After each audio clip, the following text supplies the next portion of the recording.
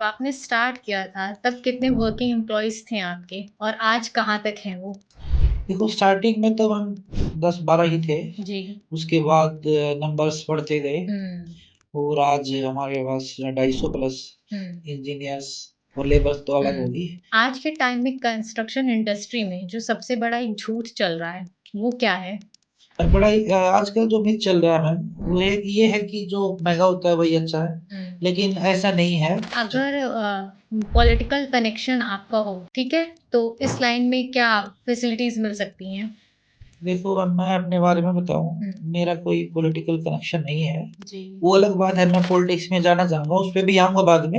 एक बिल्डिंग की क्वालिटी को आम आदमी साइट विजिट पर कैसे जज कर सकता है? साइट पे जाके एक तो कॉलम का साइज़ चेक करें, क्या साइज़ लगा हुआ है। बीम की डेप्थ देखें, क्या गहराई है बीम की। और प्लम्बिंग फिनिशिंग कैसी है, ऑब्जर्व करें सारी चीज़ें। एक फोकस जिस चीज़ पे करना चाह रहा हूँ, स्ट्रेस। स्ट्रेस से सुसाइड ना हो। मैं पेरेंट्स को रिक्वेस्ट करता हूँ हाथ जोड़ के कि अपने बच्चे को ना प्रेशर ना डालो। अपने बच्चों को ये मत कहो कि वर्मा जी के इतने नंबर आए, लड़के के तेरे भी इतने आने चाहिए।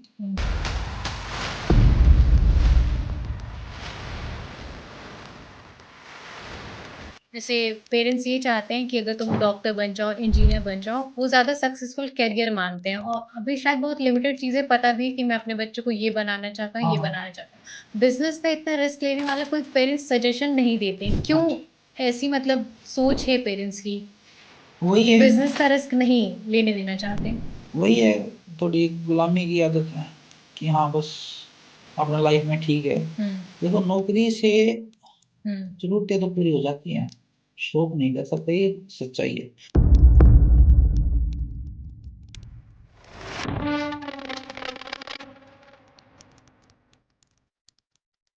हेलो एवरीवन, स्वागत है आप सभी का एक और नए एपिसोड में। आज हम बात करने वाले हैं एक ऐसे टॉपिक पर जो टॉपिक कभी इतना ज़्यादा कन्वर्सेशन में नहीं रहता। ये टॉपिक है कंस्ट्रक्शन से रिलेटेड। आज हमारे साथ हमारे स्टूडियो में मौजूद है एक ऐसी शख्सियत जिनका नाम है देवेंद्र दहिया, जो 2017 से यानी कि 9 साल से कंस्ट्रक्शन कंपनी रन कर रहे हैं। उस कंपनी का नाम है Panchbhumi reality and infra private limited. Sir Sonipat Haryana से बिलोंग करते हैं। सर आपका बहुत बहुत स्वागत है हमारे पॉडकास्ट एपिसोड में। जी मैम नमस्कार। My self Devendra Dahiya and I'm the founder of Panchbhumi Realty and Infra Private Limited and belongs to Sonipat. जी। हमारी कंपनी कंस्ट्रक्शन में काम करती है, गवर्नमेंट और प्राइवेट सेक्टर में दोनों में हम काम कर रहे हैं। जी। और अभी लगा कि हाँ थोड़ा सा ये बात आगे जाए, तो हमने ये प्लान किया कि 1-to-1 कन्वर्सेशन करी जाए। जी, जी बिल्कुल। तो आपने 2017 में स्टार्ट की थी अपनी कंस्ट्रक्शन जी मैम, कंपनी, जी तो मैम। उस टाइम के स्टार्टिंग पीरियड का थोड़ी जर्नी बताइए अपनी। देखो मैम एक चीज़ मैं कहूँगा, सक्सेस करना ही सक्सेस का कोई भी शॉर्टकट नहीं है। देयर जी, इज़ नो बिल्कुल। Shortcut of success. और मैं अपने बारे में बताऊँ तो 2017 से हमने स्टार्टिंग की थी। लगभग 2 साल के बाद हमें ये था कि कुछ इनकम हमारी होना शुरू हुई थी। पहले तो ऐसे ही जेब से लग रहा था या जो मिल रहा था उसी में काम चल रहा था। जी। तो हमने 2019 से इसको थोड़ा-सा बड़े लेवल पे ले जाना चाहा और ईश्वर की कृपा से आज ठीक है, अपना काम अच्छा चल रहा है। जी। जी। जब आपने स्टार्ट किया था तब कितने वर्किंग एम्प्लॉइज़ थे आपके और आज कहाँ तक हैं वो? देखो स्टार्टिंग में तो हम 10-12 ही थे। जी। उसके बाद नंबर्स बढ़ते गए और आज हमारे पास 250 प्लस इंजीनियर्स और लेबर्स तो अलग होगी। जी मैम। आज के टाइम में कंस्ट्रक्शन इंडस्ट्री में जो सबसे बड़ा एक झूठ चल रहा है, वो क्या है? बड़ा ही आजकल जो मिथ चल रहा है मैम, वो ये है कि जो महँगा होता है वही अच्छा है, लेकिन ऐसा नहीं है। सैंपल फ्लैट दिखा के उसको फिर सेम डिलीवर ना करना। आजकल कुछ लोग इस लाइन में हर एक फील्ड में होता है जैसे, तो इस लाइन में भी कुछ ऐसे बिल्डर मान लो, कुछ भी मान लो, जो आते हैं बरसाती मेंढक की तरह और पैसा लेके निकल जाते हैं। तो ये मैं मिथ ये जो सबसे बड़ा है ये है। ठीक है। जी। आज के टाइम में मार्केट में इस टाइम फ्रॉड इतना ज़्यादा चल रहा है, तो बिल्डर पे ट्रस्ट कैसे किया जाए? देखो मैडम ट्रस्ट तो करना ही पड़ेगा। कुछ चीजें हैं जिनको इन्वेस्ट करते टाइम एग्जामिन करना चाहिए। जैसे एक तो रेरा अप्रूव्ड होना चाहिए। जी, रेरा क्या है, थोड़ा एक्सप्लेन ये करिए। रेरा ये है कि रियल स्टेट रेगुलेटरी अथॉरिटी। अच्छा। हाँ जी, ये लेकिन अभी क्या है, पीछे सुप्रीम कोर्ट ने इस पे ना कमेंट किया था कि ये रेरा तुम्हारे घर की सरकार है क्या, जुगाड़ बना के आप चल रहे हो। तो इस मतलब ये है कि हमारा इंडिया है, ठीक है, कुछ चीजें गलत जाती है, कुछ चीजें ठीक जाती है। और कुछ बड़ी बड़ी कंपनियां गई हैं पैसा लेके, लोगों का हजारों करोड़ रुपए लेके कंपनियां गई हैं। तो इस वास्ते देखो, एक तो रेरा अप्रूव्ड हो, दूसरा उसे 1 to 1 बात करो, माइंडसेट क्या वो कर रहे हैं, उनकी कितने ब्रांचेज हैं, क्या कुछ है, कंपनी नई आई है, तो बहुत सारी चीजें होती है एग्जामिन करने के लिए। बट हाँ, स्टार्टिंग ये है रेरा अप्रूव्ड होना चाहिए। जी बिल्कुल, ये अप्रूव्ड होना चाहिए। अगर पॉलिटिकल कनेक्शन आपका हो, ठीक है, तो इस लाइन में क्या फैसिलिटीज मिल सकती हैं? देखो मैं अपने बारे में बताऊं, मेरा कोई पॉलिटिकल कनेक्शन नहीं है जी। वो अलग बात है, मैं पॉलिटिक्स में जाना चाहूंगा, उस पर भी आऊंगा बाद में। जी जी। लेकिन हाँ, ये चीजें हैं कि पॉलिटिक्स में थोड़ा सा, एक तो काम स्लो चल रहा हो और उसको फास्ट चलाना है, या ज्यादा इन्वेस्टमेंट चाहिए, ज्यादा टेंडर चाहिए, तो हाँ ये चीजें मायने रखती हैं कि गवर्नमेंट मतलब पॉलिटिकल कनेक्शन होना जरूरी है। अब मैं उस पर बता दूं पॉलिटिक्स का, देखो सिस्टम को सुधारने के लिए सिस्टम में आना पड़ेगा।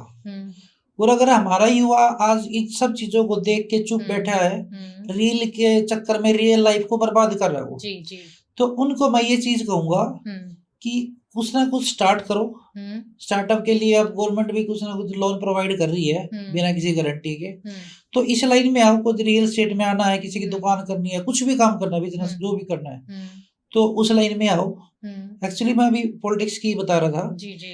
मैं सीरियसली पॉलिटिक्स में आना चाहता हूँ, लेकिन कुछ फैमिली मैटर्स होते हैं जिनको मानना भी पड़ेगा।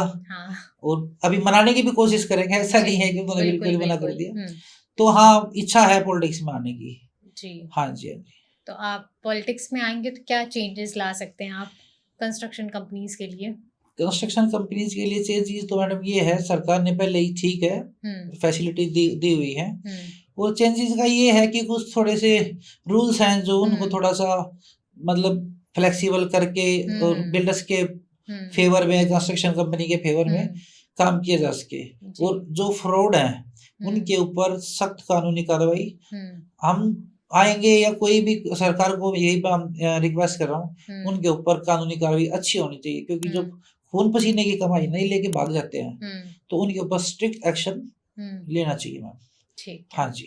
आपने गवर्नमेंट्स की इतनी बात की, तो गवर्नमेंट के जो प्रोजेक्ट्स होते हैं प्लस प्राइवेट के जो प्रोजेक्ट्स होते हैं, उन सब में सबसे बड़ा हिडन डिफरेंस क्या होता है? देखो मैम, ये होता है हिडन डिफरेंस कि एक तो ना काम लो बजट होता है प्राइवेट सेक्टर में। दूसरा डिपेंड करता है हमारे पास एम्प्लॉयज कितने हैं या इंजीनियर्स कितने हैं, उस चीज पे डिपेंड करता है। हाँ, थोड़ा सा गवर्नमेंट में बिल पास होने में, बिल आने में थोड़ा स्लो है। और प्राइवेट में ये है थोड़ा सा एडवांस भी मिल जाता है, ज्यादा मिल जाता है। पर धीरे धीरे अगर गवर्नमेंट में भी हम जाते हैं तो वहाँ पे हमें रनिंग बिल मिल जाते हैं। थोड़ा सा बस टाइम का कह सकते हैं कि इसमें टाइम थोड़ा ज्यादा लगता है गवर्नमेंट में। बस मतलब टाइम का डिफरेंस होता है, हाँ, बाकी कुछ नहीं। टाइम का ही होता है मेनली। हाँ जी, हाँ जी। एक बिल्डिंग की क्वालिटी को आम आदमी साइट विजिट पर कैसे जज कर सकता है? देखो मैम, जो दीवार बनी है उसमें अब ये तो है नहीं हम उसके ऊपर से प्लास्टर हटा के चेक करेंगे, वो सारी चीजें होती हैं। लेकिन हाँ, कुछ हिडन रह जाती है, उनपे वो चीजें नहीं मिल पाती। और अपना देखो, मैं पर्सनली ये चाहता हूँ, मेरा मानना ये है कि आदमी ना अपनी मेहनत की कमाई, थोड़ा सा प्लॉट के बारे में भी सोचना चाहिए। ठीक है, पब्लिक ज्यादा है, थोड़ा सा सस्ता मिल जाता है फ्लैट, लेकिन अगर प्लॉट की तरफ जाएगा थोड़ा सा बेटर रहेगा। वहाँ पे वो अपना दिल्ली एनसीआर में तो रेंट वगैरह का भी सिस्टम ठीक है, तो वहाँ से रेंट इनकम जनरेट हो सकती है। जी मैम। एक बिल्डिंग की क्वालिटी को आम आदमी साइट विजिट पर कैसे जज कर सकता है? बिल्कुल, बहुत अच्छा क्वेश्चन मैम आपने पूछा है जी। साइट पे जाके एक तो कॉलम का साइज चेक करें, क्या साइज लगाया हुआ है, बीम की डेप्थ देखें, क्या गहराई है बीम की, और प्लम्बिंग फिनिशिंग कैसी है, ऑब्जर्व करें सारी चीजें। और लिफ्ट ब्रांड देखे, कौन सा ब्रांड लिफ्ट का लगाया हुआ है। हम्म मतलब सारी वो चीजें जो मतलब एक नीड होती है, उन सभी चीजों को वो देखे और उन पे अपना जजमेंट ले। बेसमेंट और टेरेस चेक करो, बहुत सारी ऐसी चीजें हैं जो जो देख एक के घर में रिक्वायर्ड होती है जी ना। जी रिक्वायर्ड जी होती है, उनको देख के ही आगे इन्वेस्टमेंट करे। ठीक है। आपका जो सबसे रिस्की कोई प्रोजेक्ट रहा हो, ठीक है, जहाँ पे कंपनी आपको बिल्कुल ऐसा लगा हो कि ऑलमोस्ट फेल हो चुकी है, कोई ऐसी प्रोजेक्ट का एक्सपीरियंस शेयर करिए। नहीं मैम, ऐसा तो देखो मेरे साथ नहीं हुआ। हाँ, पेमेंट्स का इश्यू हो जाता है। अभी यहाँ पे हमने होटल राजनगर एक्सटेंशन में होटल रेडी किया था। ठीक है। उसमें क्या है कि हमारा पेमेंट का थोड़ा सा हो गया था, 6 महीने 7 महीने लग गए थे। बट हाँ, लॉस कभी हुआ नहीं। लॉस को मैंने कभी देखा नहीं। और जब कैश एक और चीज है ना, जब कैश फ्लो रुक जाता है ना, तो कंपनी का कहीं ना कहीं लॉस होता है। सैलरीज भी देनी होती है, बहुत सारी चीजें हैं। तो ये चीजें हैं कि भाई रिस्क सिर्फ पैसा नहीं है, रेपुटेशन का भी सवाल होता है मैम। रेपुटेशन भी मैटर करती है। इंफ्रास्ट्रक्चर बिजनेस जो होता है, इसमें प्रॉफिट ज्यादा इम्पोर्टेंट होता है या रेपुटेशन, और आपने इसमें से दोनों में से क्या चूज किया था? देखो, अगर शॉर्ट टर्म की बात करें तो प्रॉफिट, अगर आप लंबे जाओगे लॉन्ग टर्म के लिए तो वहाँ पे रेपुटेशन मैटर करती है। वहाँ पे रेपुटेशन मैटर करती है। रेपुटेशन काम आती है। हमने रेपुटेशन चूज की क्योंकि नाम एक बार गिर गया ना तो उसको उठने में सालों लग जाएंगे। पूरा अपना बरसाती मेंढक हम है नहीं कि आए और थोड़ा प्रॉफिट लेके निकल गए। हमें अपनी रेपुटेशन बनानी है। आने वाले 10 साल में इंडिया के कोने कोने तक हमारा जो एक टारगेट है उसको अचीव करने की हम पूरी कोशिश कर रहे हैं। हाँ, मैं पूछती हूँ, मैंने सुना है कि आप अपने इस बिजनेस के साथ साथ अपना कोई चैरिटेबल काम शुरू किए थे, कोई आइडिया? जी जी उसके जी बारे में थोड़ा बताइए। जी मैम, एक्चुअली क्या हुआ था कि हमारे अंदर एक जो सेवा का भाव है वो कभी से ही था। पहले अपना जैसे कर रहे थे वो चीजें हो रही थी। उसके बाद हमने ट्रस्ट रजिस्टर्ड करवाया। वो चेयरमैन फाउंडर मैं ही हूँ उनका भी। और without taking any single penny, आज तक की से हमने कोई पैसा नहीं लिया। स्टाफ की भी सैलरी जा रही है लाखों में, सब कुछ हो रहा है। जय जन सेवा चैरिटेबल ट्रस्ट करके मेरा सोनीपत में ट्रस्ट है। तो उधर से भी हम सोचते हैं। अब जो क्वेश्चन आता है उसको इससे जोड़ते हैं पॉलिटिक्स वाले को। पॉलिटिक्स में भी लोग जाते हैं, सेवा करने जाते हैं। तो हमारा मानना जो है, अब कोई किस लिए जाता है उसको तो हम कुछ कह नहीं सकते। सेवा के भाव से जाते हैं। अभी हम सेवा कर रहे हैं, हो सकता है कि हम लो बजट से कर रहे हैं, जब मतलब अपना जो निकाल के 10-20% जो भी हम दे रहे हैं उस हिसाब से। लेकिन गवर्नमेंट में आने के बाद, पॉलिटिक्स में आने के बाद हमारे पास बजट आ जाएगा। उस बजट से कितनी भी लोगों की मदद करी जा सकती है, बिल्कुल लास्ट आदमी तक पहुंच हो सकती है। ये सोच के हमने अभी जैसे वही मैंने अभी जवाब दिया आपको कि पॉलिटिक्स एक अलग चीज है, लेकिन हाँ हम इसको चलाएंगे और जब तक सांस है इसको चलाएंगे, चलता रहेगा। आखिरी आदमी तक हमारी पहुंच होनी चाहिए। ये टारगेट लेके हम मन में चल रहे हैं। ठीक है। हाँ जी। ये जो आप चैरिटी का काम करते हैं, ये सिर्फ टैक्स प्लानिंग है या आपके लिए एक रेस्पॉन्सिबिलिटी भी है? देखो, कुछ के लिए हो सकता है जो भी है मैम, लेकिन हम मानते हैं हमारी रेस्पॉन्सिबिलिटी है। वो क्यों है? क्योंकि कुछ लोग सक्षम नहीं होते, they are not able to earn money. तो उनके लिए हम चीजें करना चाह रहे हैं। डिफरेंट टाइप्स ऑफ हम कैंप लगा रहे हैं या मोटिवेशनल स्पीकर वगैरह बुला के वो चीजें हम कर रहे हैं। और मेनली मैं आपको बताऊं तो हम जो करते हैं health education and family welfare में। तो यहाँ पे मैं आपकी 2 मिनट लूंगा कि जो फैमिली वेलफेयर है उसमें हमने एक चीज चलाई हुई है कि कोई लोग सुसाइड से ना मरे। जो एक स्ट्रेस है जो हर किसी के लाइफ में एक बार आता है, ये दौर आता है स्ट्रेस का। वहां पे क्या होता है, एक बुक है, या तो बुक को बंद कर दो या पन्ना पलट लो, ये डिफरेंस होता है। तो जो बुक बंद कर देते हैं उनको हम सिखाने की कोशिश कर रहे हैं डिफरेंट टाइप से कि देखो लाइफ में एक रास्ता बंद होता है तो 2 रास्ते और खुल जाते हैं। तो अब जैसे अखबारों में पढ़ते हैं, वहाँ पे कोटा में लोग बच्चे जो है अपना सुसाइड कोचिंग वगैरह, हाँ, कोचिंग कोचिंग लेते का हैं भी और कोई ना कोई केस सुसाइड का वहाँ पे आता है। आता ही आता है। तो यहाँ पे मैं पेरेंट्स को एक चीज़ कहना चाहूँगा जी। कि अपने बच्चे पे प्रेशर ना डालें।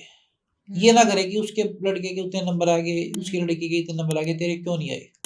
उससे ना एक तो स्ट्रेस बच्चा ले लेता है कि हाँ, मेरा अब की बार भी नहीं हुआ तो बस मेरे पास ऑप्शन यही है। तो वो सुसाइड वगैरह होते थे, तो हमने इस चीज़ को अपने ट्रस्ट में ऐड किया और इसके लिए हम अनेकों कार्यक्रम कर रहे हैं, मोटिवेशनल स्पीकर्स को बुला के और हमसे जो हो पा रहा है स्कूल्स में जो भी है कैंप लगा के, इसके लिए हम थोड़ा-सा अपना ज़्यादा फोकस ट्रस्ट के माध्यम से कर रहे हैं। और यहाँ पे मैं एक चीज़ और कहना चाहूँगा, जी। ये जो लोग ज़मीन बेच के करोड़ों रुपए दे के विदेशों में जा रहे हैं, तो देखो अब उनकी समझ है, अच्छी बात है, वो उनको अच्छा लगता है वो जा रहे हैं। लेकिन यहाँ पे मैं एक चीज़ कहना चाहूँगा कि इंडिया में भी सब कुछ पॉसिबल है। जी, बिल्कुल। है ना? तो बट ये हमारे को भी यही सिखाया गया है भई नौकरी करनी है, चाहे ग्रुप डी की हो। आज भी वही है जी। कि नौकरी करनी है। मैं ये कहता हूँ कि तुम्हारे 2 बच्चे हैं, एक बच्चे को कोचिंग दिलवा दो अच्छी, नौकरी लग जाए, एक को बिज़नेस में ले आओ। जब तक वो कोचिंग लेगा, इधर से बिज़नेस वाला थोड़ा-सा सेट हो चुका होगा। इफ एंड बट वहाँ पे कुछ होता है, गवर्नमेंट जॉब नहीं लगती है, तो वो उसके साथ बिज़नेस को सँभाल सकता है। बिल्कुल। तो देखो, सबकी अपनी इच्छाएँ हैं, सबकी अपनी जो भी है वो मतलब वो इस चीज़ सोचते हैं कि हमें वहाँ जाके ठीक रहेगा। देखो, हम तो इसके लिए भी कार्यक्रम कर चुके हैं कि इंडिया में भी सब कुछ पॉसिबल है। अगर इंडिया में काम करोगे, इंडिया की ग्रोथ होगी। अब वहाँ जाके देखो, अब हम ये कहें कि वहाँ पे पीआर मिलने के बाद भी सब कुछ ठीक है, ऐसा नहीं है। वहाँ पे बहुत सारे चीज़ें करनी पड़ती हैं। अगर वो चीज़ें यहाँ पे उसका 10% भी ज़मीन बेच के 1 करोड़ की ज़मीन बेच के 10 लाख रुपए भी लगा के और दूसरा छोड़ो 10 लाख रुपए को भी। आजकल गवर्नमेंट की तो स्टार्टअप्स के लिए पहले ही 20 लाख का लोन देती है, पहले 10 का था, 20 लाख का कर दिया। तो उस लोन से आप काम कर सकते हो, कुछ भी बना सकते हो, फैक्ट्री लगाओ, कुछ भी करो। वो रियल एस्टेट का मैंने बता ही दिया आपको। रियल एस्टेट का बता दिया, उसमें कोई भी पैसा नहीं लगाना, कोई इन्वेस्टमेंट नहीं है। उसमें लगाना चाहे वो आ सकता है। मैं 20-30 नाम गिनवा दूँगा जो हमारे एरिया से हैं, लड़के भी हैं, लड़कियाँ भी हैं, जिन्होंने अपने दम फॉर्च्यूनर भी लेके घूम रहे हो, इसी काम से। सभी फॉर्च्यूनर नहीं ले सकते। हाँ, लेकिन कोई न कोई छोटी गाड़ी साल 2 साल बाद अपने पैसे से ले सकता है। Practice makes a man perfect, without practice there is nothing in life. और लोग ठीक है अपना कर रहे हैं, हम सिखाने की कोशिश कर रहे हैं, ट्रस्ट के माध्यम से भी, वैसे भी कंस्ट्रक्शन के कंपनी के से भी। बिल्कुल। हाँ जी मैम। बहुत अच्छा काम ये आपकी तरफ से हो रहा है सोसाइटी के लिए। हाँ जी, जी मैम। आपका ट्रस्ट ग्राउंड लेवल पर कौन-सा रियल काम करता है, जो लोग शायद नहीं जानते हैं? थोड़ा इसके बारे में बताइए। जी, जी मैम। ग्राउंड लेवल पे वैसे तो हेल्थ एजुकेशन का तो होता ही है। हमने घर-घर पैम्पलेट बँटवाए हैं स्ट्रेस के, ये पैम्पलेट डिस्ट्रीब्यूट करवाए हैं अच्छा। स्ट्रेस के बारे में। जो ग्राउंड लेवल पे हम करते हैं, करेंगे और बड़े लेवल तक जाएँगे।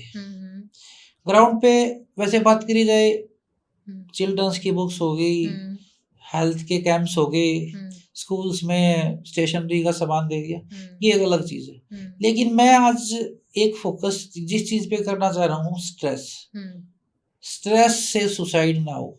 मैं पेरेंट्स को रिक्वेस्ट करता हूँ हाथ जोड़ के कि अपने बच्चे को ना प्रेशर ना डाला, अपने बच्चे को ये मत कहो कि वर्मा जी के इतने नंबर आए लड़के के, तेरे भी इतने आने चाहिए थे। नहीं, और दूसरा, हमने तो इंटरव्यू भी बहुत लिए हैं, खुद भी एमटेक इंजीनियर हूँ वैसे।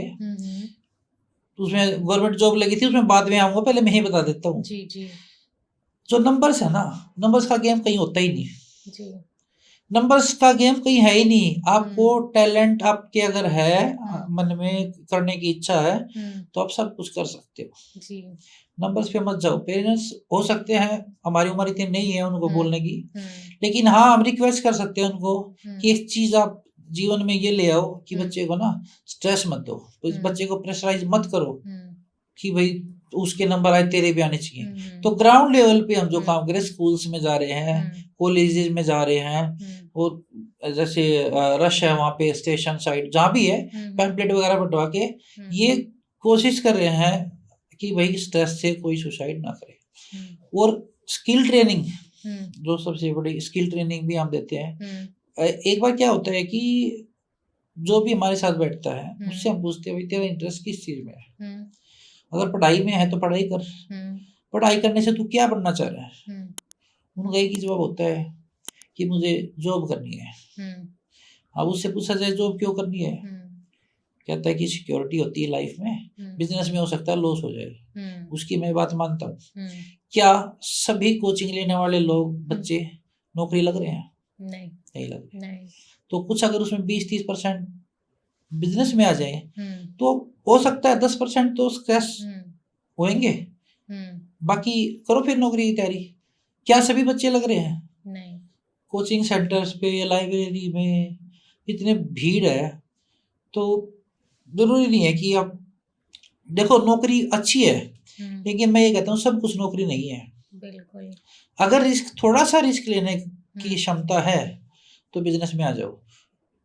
और मैं अपना नंबर शेयर कर देता हूँ यहाँ पे, आप डाल देना उसमें वीडियो में। किसी को भी किसी प्रकार की भी एडवाइस लेनी है जी, बिल्कुल फ्री ऑफ कॉस्ट कराएंगे। कोई ट्रेनिंग करना चाहे बिल्कुल फ्री ऑफ कॉस्ट, उसको कुछ पैसे भी देंगे अगर हमारे पास जुड़ के उसको, जैसे जहाँ पे हमारे कॉन्ट्रैक्ट चले हुए हैं वहां पे ले जाके उसको स्किल ट्रेनिंग दी जाए, या जो भी काम चला उसके बारे में डिटेल्स में उसको समझाया जा सके। तो हम उससे कोई पैसा नहीं लेंगे। कोई भी जुड़ सकता है हमारे साथ। नंबर्स पे कॉल कर सकते हैं, हमारे नंबर्स नीचे चल जाएंगे स्क्रीन पे। तो मैं ये चीजें इसे मैं ऐड कर रहा हूँ ग्राउंड लेवल वाली। ठीक है, आपने यहाँ बात की ना कि पेरेंट्स बिजनेस की तरफ कभी क्यों नहीं, या बच्चे खुद इनिशिएटिव बिजनेस एंड ऑल के लिए क्यों नहीं लेते। यहाँ मैं एक चीज़ ये पूछना चाहूँगी आपसे कि जैसे पेरेंट्स ये चाहते हैं कि अगर तुम डॉक्टर बन जाओ, इंजीनियर बन जाओ, वो ज़्यादा सक्सेसफुल करियर मानते हैं, और अभी शायद बहुत लिमिटेड चीज़ें पता भी है कि मैं अपने बच्चे को ये बनाना चाहता हूँ, ये बनाना चाहता हूँ। बिजनेस का इतना रिस्क लेने वाला कोई पेरेंट्स सजेशन नहीं देते, क्यों ऐसी मतलब सोच है पेरेंट्स की वही है, बिजनेस का रिस्क नहीं लेने देना चाहते। वही है, थोड़ी गुलामी की आदत है कि हाँ बस अपना लाइफ में ठीक है। देखो नौकरी से जरूरतें तो पूरी हो जाती हैं, शौक नहीं कर सकता, ये सच्चाई है। शौक कौन कर सकता है? जिसका दादा भी गवर्नमेंट जॉब में था, दादी भी थी, पापा भी था, मम्मी भी थी, वो शौक पूरा कर सकता थोड़ा बहुत। लेकिन बिजनेस में कभी भी सिक्का चल सकता है। कौन सी गाड़ी लेनी है वो भी माइंड में, जो हम स्टार्टिंग में सोचते हैं कि हाँ मेरे पास ये गाड़ी हो, तो वो गाड़ी हो सकता है 6 महीने में, साल में आ जाए। लेकिन हाँ पेशेंस रखना जरूरी होता है। अब देखो मेरी इतनी उम्र नहीं है कि मैं उस पेरेंट्स को कुछ समझा सकूं। रिक्वेस्ट मैंने पहले भी कर दी कि थोड़ा सा आप ट्राई करके देखो, हो सकता है बंदा आपका बच्चा स्किल डेवलपमेंट में आगे जाए, स्किल सीखे। तो उन पेरेंट्स से इतना ही है। और वो क्यों चाहते हैं, तो उनका वही है कि भाई ठीक है सिक्योरिटी हमें चाहिए, बिजनेस में थोड़ा घूमना पड़ता है, बाहर आना जाना पड़ता है। इस चीज को देखते हुए अपने बच्चे को अपने पास रखना चाहते हैं कि सुबह चला जाए शाम को आ जाए। इसलिए बिजनेस में अब उनका माइंड सेट क्या है, हो सकता है वो अपनी जगह ठीक होंगे। हम तो अपना जो सजेशन है वो दे रहे हैं। बिजनेस कितना सिर्फ लड़कियों के लिए है? अगर वो लड़कियां कॉलेजेस में जा रही हैं तो वो बिजनेस भी कर सकती हैं, है ना। तो वो नाइट शिफ्ट में काम कर रही हैं तो बिजनेस भी कर सकती है। शेप का तो कोई इशू है नहीं, शेप में क्या दिक्कत है। शेप तो अगर देखा जाए तो शेप तो जो गलत काम होते हैं कहीं भी हो जाते हैं, शेप तो कहीं नहीं है। लेकिन हाँ अगर वो वहां जा रही तो यहाँ भी आ सकती है, बिजनेस सीख सकती है।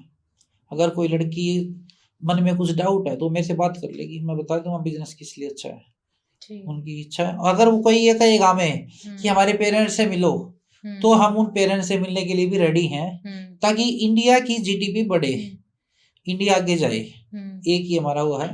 इसलिए मैं विदेश में जाने वालों को ये कह रहा हूँ कि भाई अपने देश में काम करो, अपने देश की तरक्की में योगदान दो। जी। क्या कभी आपके लाइफ में एक ऐसा मोमेंट आया है जब ट्रस्ट के काम ने आपको बिल्कुल हिला कर रख दिया हो? ट्रस्ट, चैरिटेबल ट्रस्ट के? हाँ। मैम एक्चुअली ऐसा कुछ आया नहीं है, बस बहुत सारी चीजें जैसे मैंने बताया कोटा में सुसाइड कर, ये अखबारों में हम चीज देख के अभी लाइफ में कोई ऐसा तो कुछ नहीं आया। लेकिन हाँ इनसे बड़ा ना इमोशनल चीजें, इमोशन में मैं ये सोच रहा था कि भाई ऐसा क्या है कि सुसाइड ही करना जरूरी है, क्यों नहीं जी सकता आदमी। अगर कोशिश करे सब कुछ होता है, पेशेंस होना ज़रूरी है। ये चीज़ें होती है मैम। कई बार ऐसा होता है कि आपका बिज़नेस जो है वो लॉस में चल रहा हो, ठीक है? और ट्रस्ट में आपको फंड देना हो, कैसे मैनेज करते हैं दोनों चीज़ आप फिर? बिल्कुल करते हैं मैम, स्टाफ की सेम टाइम सैलरी देते हैं, सेम चीज़ें जो भी ऑफिस के लिए रिक्वायर्ड हैं, वो सारी चीज़ें करते हैं। देखो बिज़नेस का लॉस हर एक साइड पे नहीं हो सकता। हो सकता है किसी साइड पे हमें थोड़ा बहुत कंस्ट्रक्शन एरिया में हुआ हो सकता है, लेकिन एक हमारी साइट नहीं होती, कई जगह काम चलता है। और एक और मैं बता दूं, हर साइट पे मेरा एक इंजीनियर रहता है हमेशा। अगर 5,000 साइट्स हैं तो हम 5,000 भी हायर करेंगे। उसका कारण ये है कि आजकल ना कॉन्ट्रैक्टर गली गली में हो गए, उनको पता नहीं, उनको ड्राइंग तक पढ़नी नहीं आती। और कल को फिर वे क्रैक्स वगैरह जो भी अभी आप पूछ रहे थे लो बजट में, वो चीजें आने शुरू हो जाती हैं। तो लो बजट की तरफ ना जाके हम ना थोड़ा सा ऐसा करें कि भाई हाँ हो सकता है 2 साल के बाद कर ले।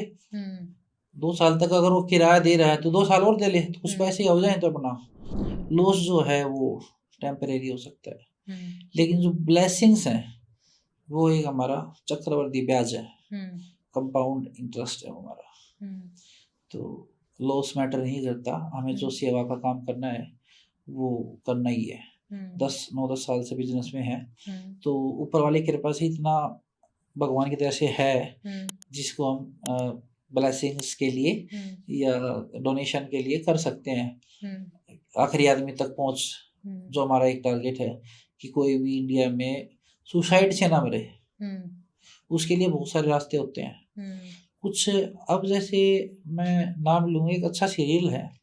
जी बिल्कुल बता दीजिए। वो उसमें एक किरदार था, अब उसका नाम लेना मेरे लिए ठीक नहीं होगा जी।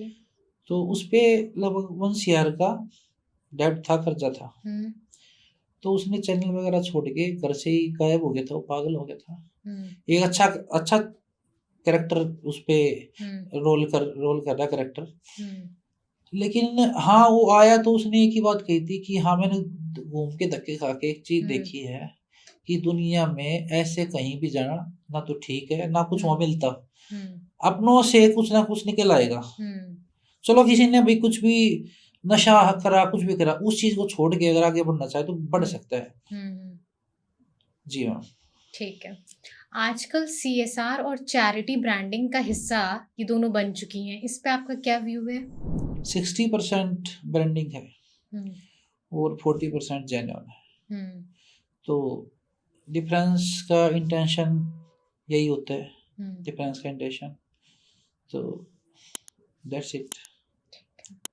अगर आपको कंस्ट्रक्शन इंडस्ट्री में सिस्टम में आके कभी कुछ चेंज करना हो तो वो क्या चेंज करेंगे आप? मैं ये चेंज करूँगा कि कोई भी कंस्ट्रक्शन का काम बिना इंजीनियर से ना करवाया जाए। जो ये सस्ते ठेकेदार घूम रहे हैं, ये 2 साल बाद 4 साल बाद गायब हो जाएंगे। तुम्हारी मेहनत की कमाई लग जाएगी, खून पसीने की कमाई उसमें लग जाएगी। तो एक तो जो मेनली है मैं ये चाहूँगा कि भाई चाहे ना 200 स्क्वायर यार्ड्स की भी कंस्ट्रक्शन कर रहा है तो वहाँ पे भी एक सिविल इंजीनियर होना जरूरी है। एक तो ये है। दूसरा ये है जो ये बिल्डर्स भाग जाते हैं, इनके लिए कुछ ऐसा रूल बनाया जाए सिस्टम में आगे कि फ्रॉड किसी के साथ ना हो। क्योंकि पैसा कमाना इतना आसान नहीं होता। जो अपने खून पसीने की कमाई घर में लगाता है उसको पता लगता है कि वो तो 60% काम हुआ है और वो छोड़ के चला गया, उसको कहाँ ढूंढेंगे। बड़े बड़े लोग हैं वो विदेशों में बैठे हैं, तो उन पे एक शिकंजा कसा जाए बहुत। ये चीजें 2-3 चीजें हैं जो हम चाहेंगे कि सिस्टम में आगे चीजें बदली जाए। इंफ्रास्ट्रक्चर प्रोजेक्ट्स जो होते हैं उसमें सबसे बड़ा रिस्क क्या होता है? मैन पावर, पॉलिटिक्स या पैसा?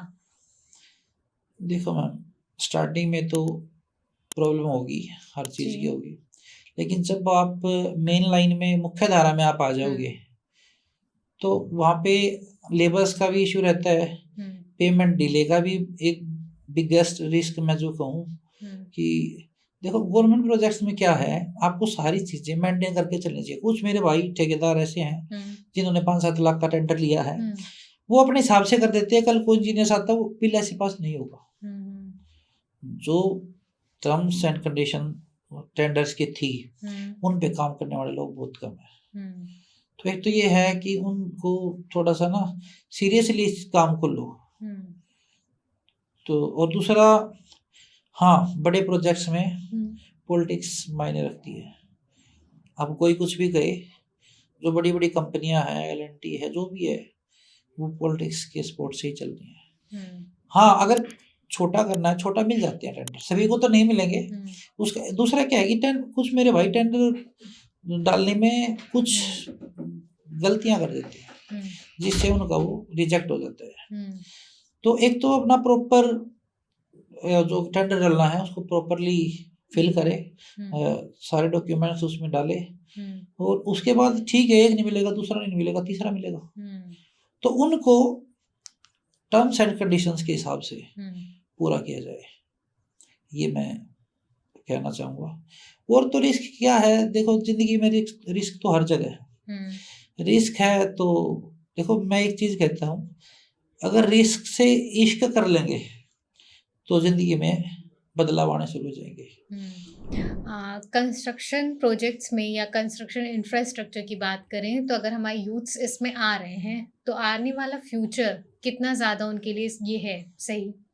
मैम, ये ऐसा सेक्टर है जहाँ का हम ये आइडिया नहीं लगा सकते कि फ्यूचर कब तक है, क्योंकि इसमें कोई ऐसी चीज़ें नहीं है कि भाई बंद करनी पड़ेगी, ये चीज़ें चलती रहती हैं।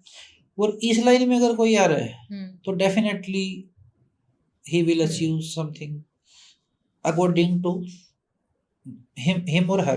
Okay। और ठीक है, स्टार्टिंग में थोड़ा सा देखो लगेगा, थोड़ा सा ये रहेगा कि बिजनेस, क्योंकि अगर फादर गवर्नमेंट जॉब कर रहे हैं तो उनको पता नहीं बिजनेस कैसे करना है। वो करेंगे तो पार्टनरशिप में जाएंगे। ठीक है, थोड़े बहुत दिन कर लो पार्टनरशिप, लेकिन पार्टनरशिप को मैं ठीक नहीं मानता। सबकी अपनी राय है, मैं उस पर नहीं कमेंट करूंगा। तो उसमें हाँ बिल्कुल, अगर जाना चाहे तो लाइफ सेट हो जाएगी, डेफिनेटली हो जाएगी। सिस्टम से, प्रोसेस से काम करना पड़ेगा। ये नहीं है कि जो चीजें घर में हो रही है वो बाहर नहीं होती। कुछ चीजें मैनेज करनी पड़ेगी, कॉम्प्रोमाइज करना पड़ेगा, और जीवन में आगे बढ़ना पड़ेगा। बिल्कुल एक नंबर का ये सेक्टर है जी। बिल्कुल। एंड में अगर कोई एक मैसेज जो आप हमारे यूथ को देना चाहेंगे? जी जी जी, आज का जो हमारा यूथ है, मेरे युवा भाई बहन है, वो रील्स में ज्यादा ध्यान दे रहे। रियल लाइफ में वो चीजें नहीं कर रहे जो उनको उस टाइम पे करनी चाहिए। ठीक है, पढ़ाई कर रहे हैं, अच्छी बात है, लेकिन नंबर्स के लिए मत पढ़ो जो ये। और दूसरा, ये जो कोचिंग सेंटर वाले हैं, इनको तो अपना बिजनेस चलाना है। ये गवर्नमेंट जॉब, देखो गवर्नमेंट जॉब किस किस को देगी? कुछ तो बिजनेस करो भाई, 20% 30% कुछ तो आओ इस लाइन में, ताकि इंडिया की जीडीपी बढ़े, इंडिया में काम हो, ना किसी की पीआर लेनी पड़े, ना किसी दूसरे कंट्री में जाना पड़े। तो ये चीजें मैं कहना चाहूंगा। दूसरा, एक नशे से दूर रहे। नशा आजकल दिल्ली एनसीआर में कहीं भी बहुत चल रहा है, तो वो चीजें छोड़ के अगर लाइफ में आगे बढ़ेंगे तो डेफिनेटली उनको कुछ ना कुछ लाइफ में हासिल करने को मिलेगा। ठीक है, जिसको जॉब करनी है, जिसका मन नहीं अलाउ नहीं करता उसका अंदर से कि हाँ तेरे को नहीं करना तो मत करो, गवर्नमेंट जॉब की तैयारी करो। लेकिन मैसेज यही है, रील्स से निकल के रियल लाइफ में थोड़ा सा काम कर लेना चाहिए, जो कि आगे चलने वाले फ्यूचर में उनको काम आएगा। जी मैम। ठीक है, आपने एक अपने ट्रस्ट के बारे में बताया था, तो अगर हमारे लोगों को आपके साथ जुड़ना हो तो वो किस तरीके से आपके साथ जुड़ सकते हैं? जी, तरीका ये है, हमारे पास आ सकता है, हमने उससे कोई पैसा नहीं चाहिए, वो हमारे नाम से करेगा, हम उसके साथ और भी उसका 2 टाइम 3 टाइम्स कर देंगे। कोई हमारे पास आता है कि मेरे को 1000 का डोनेशन करना है, तो हम साथ में जाएंगे, 3000 हम उसके साथ ही कर देंगे कि भाई हाँ यहाँ पे उससे पूछ लेते हैं हम कहाँ डोनेशन करना चाहिए। और दूसरा इसमें ये है, हमारे पास कई कॉल्स आती हैं जो फर्जी फ्रॉड कॉल्स होती हैं। हम ऐसे नहीं किसी ने फ़ोन पे बोल दिया हमने पैसे भेज दिए, हमारी टीम है उसको चेक करती है अच्छे से कि एक्चुअल में जेन्युइनली उसको चाहिए, तो वो सारी चीज़ें वेरीफाई करके हम जोड़ लेते हैं। जोड़ने में हमारा कोई चार्ज नहीं है, आईडी कार्ड प्रोवाइड कर देंगे, लेकिन सभी को नहीं देते हम। उसका कारण है जो 18-19 साल के लड़के हैं, लड़कियां हैं, उनको पता नहीं लाइफ किस साइड लेके जानी है जी। उस टाइम पे ना। यही पीरियड होता है मैम, 17-18 साल से 25 तक, और असली मैच्योरिटी आती है 30 साल के बाद। तो 30 से जो पहले, चलो 30-25 से जो पहले मान लें, 25 से जो पहले के मेरे युवा साथी हैं या जो भी जुड़ना चाहते हैं, जुड़ के, मैं दोबारा वही लाइन रिपीट कर रहा हूँ कि 3 टाइम्स हम उसके सामने लगा देंगे। हमारा एक ना अंदर से सेवा भाव है, रियली मैं आपको बताऊं कि मन में है भाई, एक तो स्ट्रेस से लोग नहीं बनने चाहिए, दूसरा भूख से नहीं बनने चाहिए। हम देखो, हम भिखारियों को बढ़ावा नहीं दे रहे, हम ऐसे भिखारी को देते भी नहीं, उनको बोलते हैं भाई तू एबल है करने के लिए, तू क्यों नहीं कर रहा, यहाँ से कितना कमाएगा। बड़े शहरों में हो जाते हैं पैसा, थोड़ा वो कर लेते हैं जी। लेकिन जो बिल्कुल ही डिसेबल है करने के लिए, उनके तो अलग बात है। लेकिन हम भिखारियों को बढ़ावा बिल्कुल नहीं देते, किसी को भी पैसे दे दिया नहीं। जेन्युइनली जिसको जरूरत है, एजुकेशन में हो, हेल्थ में हो, फैमिली वेलफेयर में हो। हमारी दिल्ली से स्टाफ आता है स्पेशल, जो ऑपरेट करता है ये सारी चीज़ें। स्कूल्स में जब हमारे फंक्शन होते हैं, कार्यक्रम होते हैं, उनमें वो चीज़ें अच्छा मोटिवेशनल स्पीच दे के जाते हैं। और मैं ये कहता हूँ कि 10% भी हमारा कहीं चला गया तो देश को, देखो अब साल लग जाएंगे, लेकिन 10% भी अगर हमारा चला गया तो थोड़ा सा स्टेबल ये चीज़ें हो जाएगी जी। बिल्कुल। कंस्ट्रक्शन के अलावा किसी ने इतना बड़ा इनिशिएटिव अपने एंड से लिया और दोनों बिजनेस को पैरेलल में लेके चलना, एक ट्रस्ट को और एक कंस्ट्रक्शन कंपनी को, साथ ही इजी नहीं होता, बट इन्होंने प्रूव कर दिया। Thank you so much sir हमारे पॉडकास्ट में आने के लिए और अपने इतने सारे अच्छे ओपिनियन शेयर करने के लिए, प्लस लोगों को अपने साथ कनेक्ट करने के लिए। Thank you so much. जी मैम, थैंक यू। तो इन्होंने अपनी जर्नी बताई। अगर आप भी इनके साथ जुड़ना चाहते हैं तो डिस्क्रिप्शन में हम आपके साथ नंबर शेयर कर देंगे। कनेक्टेड रहिए ताकि आप भी लोगों की हेल्प कर सकें डिफरेंट डिफरेंट फॉर्म्स में। Thank you so much and stay tuned with us.